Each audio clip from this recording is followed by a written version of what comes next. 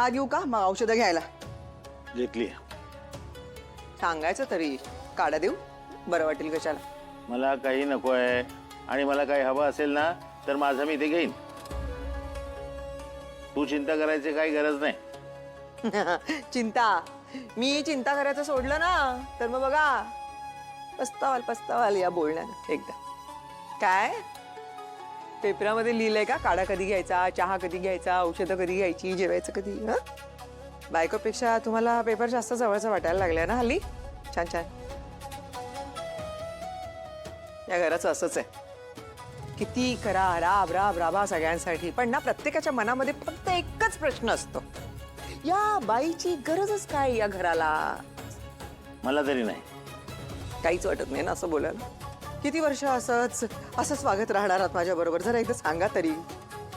असंच म्हणजे अंतर ठेवून म्हणत असशील ना तर हो, मी तुझ्यापासून आता कायमच अंतर ठेवून वागणार आहे.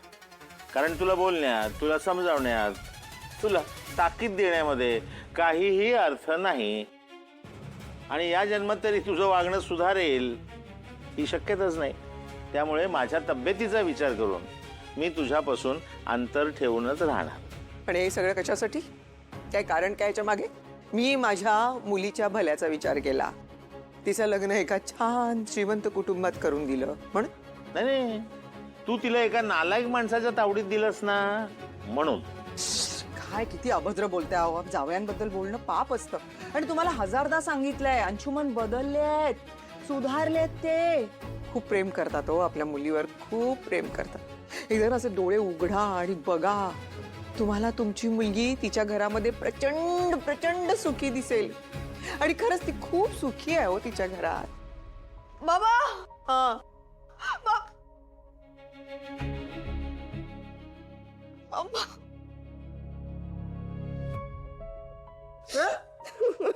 काय ग सुष्मिता? बघितलं, डोळे उघडे ठेवून बघितलं. मुलगी रडत रडत माहेरी निघून आली आहे म्हणजे किती सुखात आहे ते कळलं बरं का मला. जरा शांत व्हा, जरा शांत व्हा. ए सुष्मिता काय झालं बाळा? ग्रॅनीला ना किडनॅप झाल्या होत्या. आजी किडनॅप? अगं काय सांगतेस काय? कुठं आहेत त्या? कशा आहेत? त्या बऱ्यात. त्यांना आणलंय घरी. पैसे देऊन ना सोडून आणलं जिजूंनी. पण ताई, बाबा यार, ताईने ना आज लिमिट क्रॉस केली यार. म्हणजे ना तिने ना मॉम इन लॉ आणि अंशवर आरोप केले की त्यांनीच किडनॅप केला असेल ग्रँड इन लॉला म्हणून. त्यांच्या वाईटावर मी उठल्याचा आरोप होतोय माझ्यावर.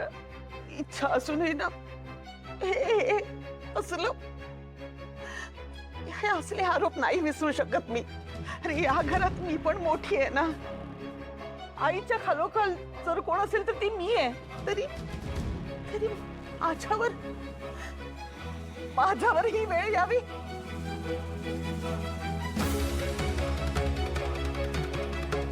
मला पण स्वाभिमान आहे. जोपर्यंत स्वानंदी माझी माफी मागत नाही तोपर्यंत मी अन्न पाणी काही घेणार नाही. बरोबर आहे तुझं काकू.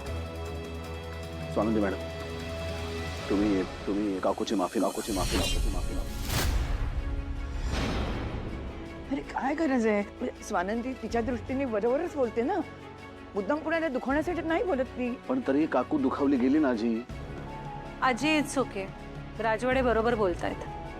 माझ्याकडे असलेला पुरावा ठोस नाहीये. प्लस या अंगठीवर कुठेही काही पाक नाहीये, तुटलेलं काही नाहीये.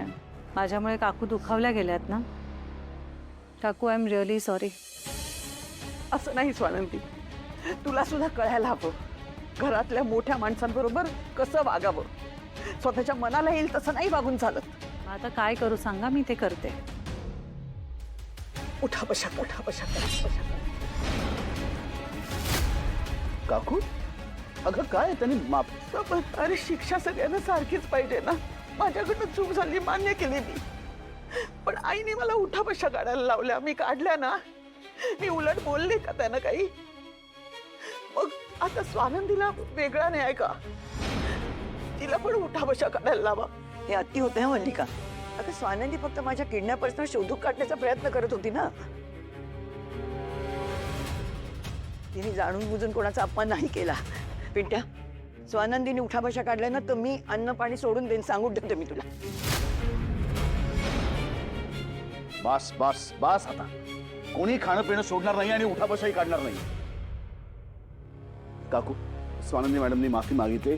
तू आता मोठ्या मनाने त्यांना माफ करून टाक माझ्यासाठी प्लीज. हात तो सोड समोर.